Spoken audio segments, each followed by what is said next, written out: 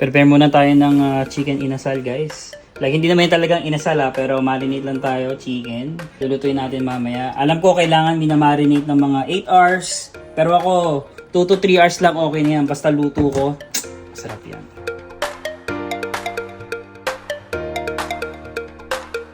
Lagyan na natin ng isang manok dito. Timplahan muna natin. Lagyan natin ng konting toyo.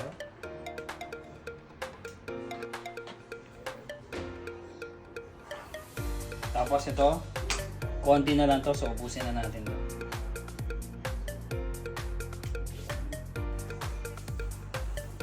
Ako gusto ko pa nag-ihaw ko ng manok, guys. Gusto ko may spiciness, may konting kick. Kaya lagi kong nilalagyan ng paprika. Yun, no? O, diba? Napakasarap. So, after natin siyang timplahan, guys, lalagyan muna natin siya dito. Diyan natin siya ibababad. Ito, natimpla ko na to kanina.